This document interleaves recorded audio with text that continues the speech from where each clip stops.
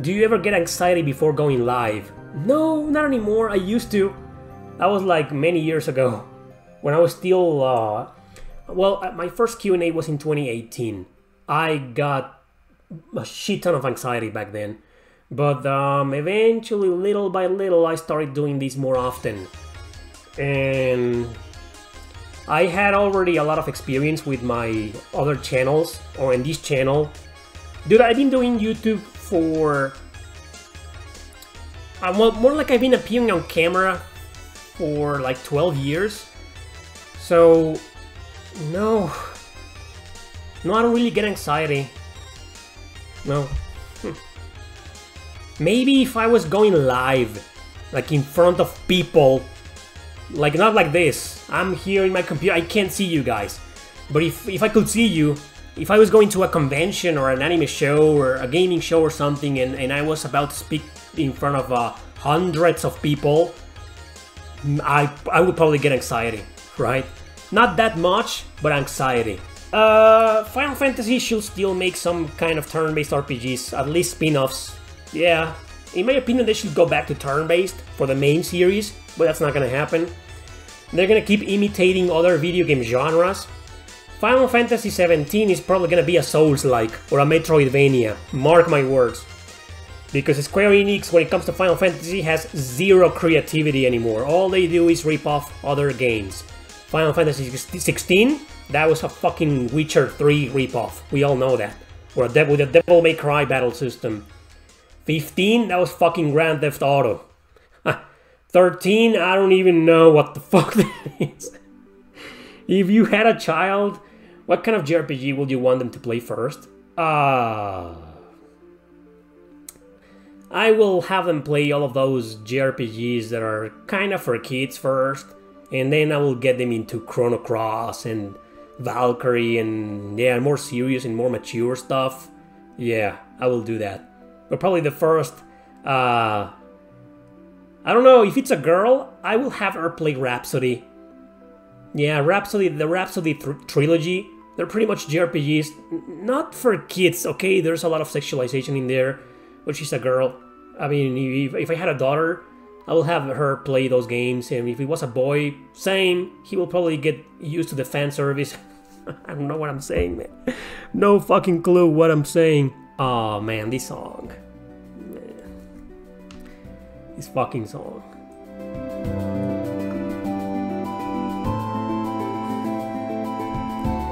How can you not get nostalgic with this song?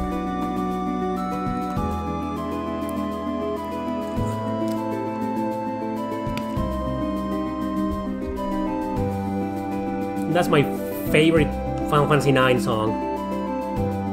Probably the second one. Loss of Me is my favorite. One of the best overworld themes in JRPGs. Period. It's undeniable. Did you watch that video? I made a top 50 best world map overworld themes in JRPGs. Go and watch it. This ought to be in the top 10. I hate that I can't use Final Fantasy VII music or Nier music. Nier or Nier Gestalt, half of the Automata soundtrack is copyrighted. I'm starting to read Revenant Army as well. I hope you enjoyed. You're a big fan of Terra Gaiden. Revenant Army is a bit different. It's kind of dark too, but it's it's just as dark as Terra Gaiden, but it's not as gothic. I mean, there isn't a necromancer, a gothic necromancer in there. But yeah, there's Luna, which is kind of gothic-ish too. You're gonna love the book, man. Do you think that in 20 years from now, physical games will no longer be enticing to collectors? Didn't we talk about that in the last Q&A? That we're heading into a digital-only era? But I think I remember saying we're still a few years away from that. I still believe, strongly believe, and firmly believe we have at the very least 5 or 10 years more of physical media here before everybody goes full digital. So we'll see. So your question, do you think that in 20 years from now physical games will no longer be enticing to collectors? Okay, in 20 years, I think physical media, when it comes to video games, is gonna be gone, over. But enticing to collectors, on the contrary, I fear... Well, wait a minute, in 20 years, I will be 58 years old, and all of those kids who grew up with digital games, playing on their phones, their computers, who are now actually used almost 100% of digital games, those kids who are like 10, 15 years old right now will be on their mid-30s. All of them will have a job, probably, and will be able to afford physical... I don't think so, man. So the answer to your question is no. I don't think physical games will be enticing to collectors. They will be enticing to collectors like you and me, old people who grew up collecting games, who got used to that. But kids who will be on their 20s and 30s, I don't think they're gonna give a shit about video game collecting. And that's a good thing, because nobody will give a fuck about... There will barely be any competition, so games like Suikoden 2 are gonna go down to their $50 range. Imagine Suikoden 2 being $50. I already have a copy, thanks to a fan, but yeah.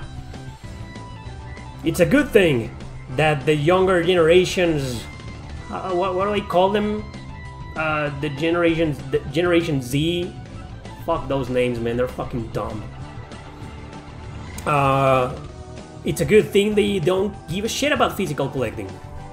Why is Chrono Trigger so popular? I think it's because of two reasons. Two major reasons, several reasons, but the two major reasons are: number one, when it came out, it was one of the most revolutionary RPGs of their time. It was balanced, it was great, easy to get into, fantastic story, fantastic music, innovative for its time. Nowadays, a battle system like that is like, I've seen this before, but it was a pretty innovative battle system for its time. And let's face it, it didn't have a lot of competition, especially not outside of Japan. In Japan it did, but outside of Japan, there were like 20 RPGs in existence, 20 JRPGs in existence, right? It didn't have a lot of competition, so it was something like refreshing for gamers. Up there with Final Fantasy 2, well, and 3, which were 4 and 6, as we all know nowadays. So, yeah, it was a time when games weren't that... I mean, the genre itself wasn't that impactful, and Chrono Trigger, you know, made that possible. So that's one reason. And I think the second reason is because of there's this influence that's been there since the late 90s, early 2000s. Not about the game itself, but more about the reviewers. That coincidentally, a lot of reviewers back then started giving it like perfect reviews, and therefore it became a trend that hasn't died and that still goes on today, that people are afraid to speak up against it or criticize it, and that's why it's such a popular game, because people just keep recommending it over and over again, and most of those people probably didn't even play the game, or play the game and they didn't think it was that great, but out of fear of going against the consensus, they started saying the same. And it just so happens that most of these people are probably big influencers or big JRPG channels or gaming channels in general. So in other words, nobody wants to mess with Chrono Trigger like they did with Final Fantasy VII. I remember for the first several years, Final Fantasy VII was untouchable. Nobody wanted to criticize it. It was like, you criticize something about Final Fantasy VII, you're a fucking idiot. Grab your pitchforks, everybody, let's hunt this son of a bitch down, let's burn them at the stake. Yeah, that was people like that back then with Final Fantasy VII. But eventually, you know, more and more reviewers, more people on the internet, more YouTubers, etc. started saying, okay, the game didn't age very well, okay, the game wasn't as great as it was, or, you know, it's not perfect and blah, blah, blah, blah, blah. So maybe Chrono Trigger hasn't seen that. Hasn't seen like more and more people talking shit about it. Because to be honest, there's not a lot of shit to talk about it. The game isn't perfect and it's not the masterpiece in my opinion everybody seems to believe. It was for its time, a revolutionary masterpiece, but the game is not perfect. It has its problems, and that's it. That was a long answer. But yeah, I think that's the reason why Chrono Trigger is still nowadays very relevant and popular.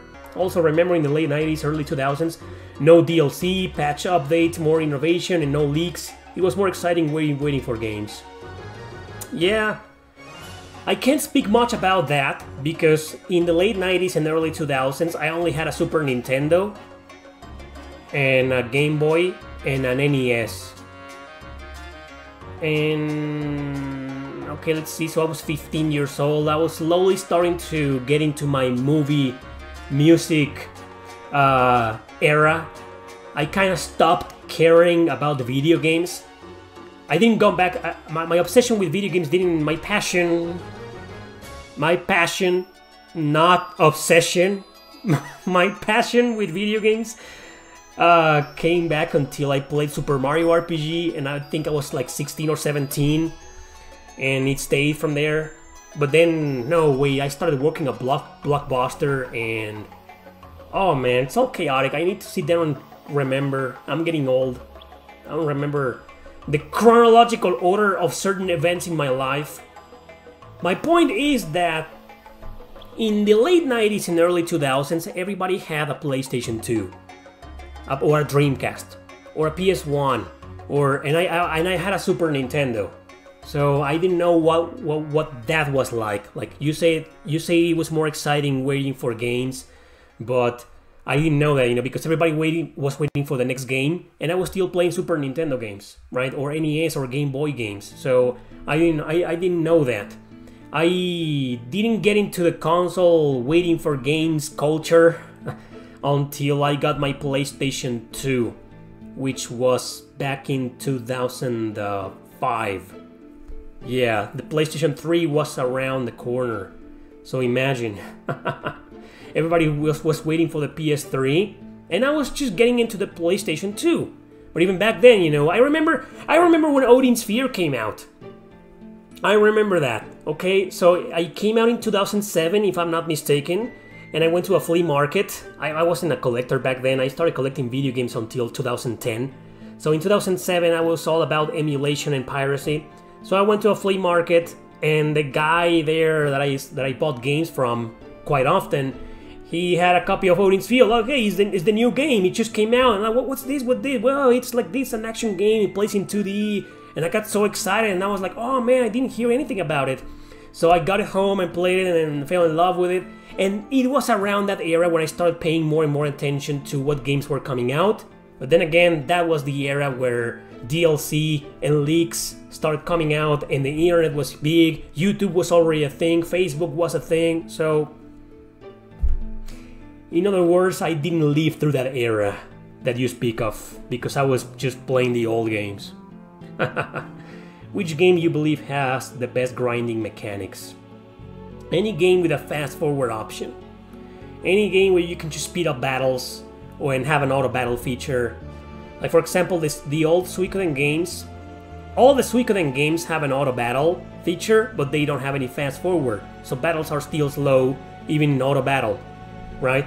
But to me, the best thing to enjoy grinding nowadays is auto battle and fast forward. No, not fast forward, speed.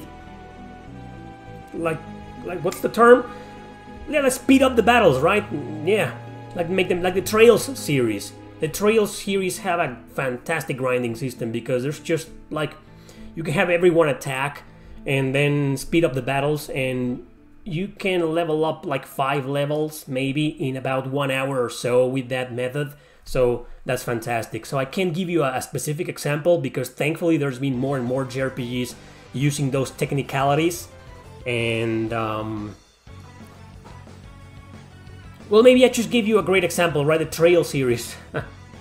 Is there any hope to Suikoden 6 finally getting released after the remasters come out? Probably, because what happened last year is that there was an interview, and they asked the developers, they asked Konami and the developers of the last Suikoden games, 5, Tear Cries, and Woven Web of the Century on the PSP. They asked them if they were interested in reviving the series, and they said, yes, we are, but fucking Konami has to make the decision, right? But we are. We're all on board on reviving Suikoden. So I think there's hope, but when it comes to Konami, which tactical RPG has the most addictive battle system? Fire Emblem. Almost any Fire Emblem out there, that's an extremely addictive battle system for me personally. But you know what? There's one. It's not really a strategy RPG, but you need to develop strategies to beat your enemies. It's more like a puzzle game, and that is Might and Magic Clash of Heroes. If for some reason that game can fall into the strategy RPG category, then that will be my pick. That's one of the most addictive RPGs I've ever played in my life. Huge fan of that game. Came out on the Nintendo DS, PSP Digital I think, or was it PS Vita? And then it got a remaster for modern systems, and it's getting a physical release on Switch this year by Limited Run Games, your favorite company. But yeah. What else? The Diofield Chronicle was pretty addictive for me. That was a fantastic battle system. Valkyria Chronicles, holy shit, that is an addiction if I see one. That is a really big addiction. Best Star Ocean 2 remake, Second Evolution or Second Story R? By far Second Story R. I think it's the best, man. I think Star Ocean, the Second Story remake, the one from last year, is the best, the absolute best version of that game to play. It's a phenomenal remake. And by the way, the Second Evolution is not a remake. That's just a remaster. You got your game with the same graphics. It's just improved graphics, different art style, and some small quality of life features that were quality of life back in the day when it came out. But Second Evolution is not a remake. It's just a remaster or an enhanced port at best. So Second Story R is the remake. There's only been one remake. Have you played the DBZ game on the DS? It's turn-based. I believe it's called Attack on the Science. Yeah, and it's developed by Monolith Soft, developers of Xenoblade. I never finished it, but it was pretty good. It pissed me off at first that you start with these characters and not Goku, and they kind of force you to play with the characters nobody cares about. You know, I don't know their names in English. Krillin, is that the same in English? I know the names in Spanish. Krillin, Tenshin Han, and Yamcha. Are those the same names in English? But you know those guys, and I was like, I like those guys, you know, but man, I want to play a Dragon Ball Z game. I want to play with Goku, Vegeta or Vegeta, I don't know how you pronounce it, Piccolo. They have such different pronunciations for character names, because freaking translators changing everything.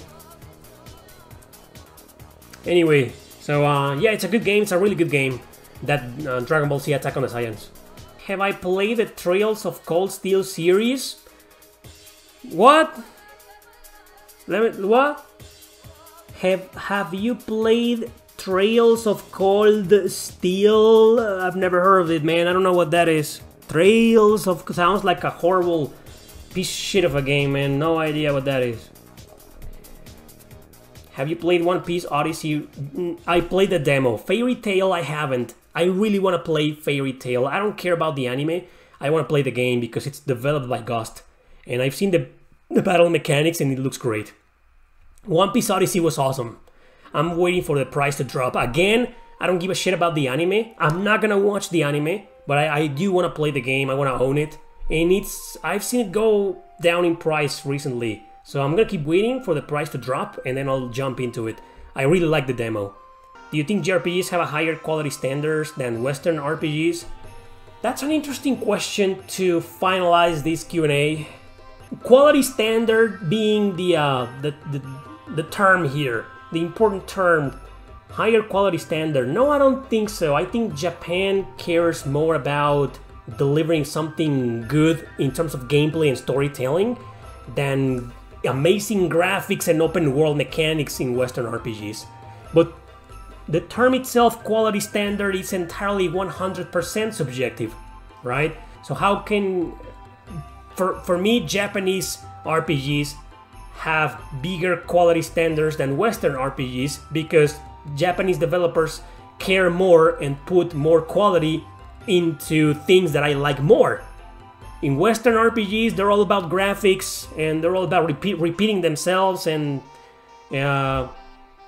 creating these open world experiences and being huge and being played online and I don't really care about that. But in reality, if we criticize graphics, Western RPGs have the upper hand, obviously, because they focus on that precisely. But there's also a lot of Western RPGs that don't really care that much about graphics, and there's also a lot of indie developers who create their Western RPGs with several different influences, both from Western RPGs and Japanese RPGs. So yeah, the quality standards kind of change between companies and developers and games and whatnot. And I think it all matters. What really matters in video games and JRPGs is what you want to play, what you appreciate more as a gamer. For example, that's why I prefer JRPGs way more over Western RPGs, because they focus on the things that I like more in video games. But it's kind of weird. It's a really interesting topic.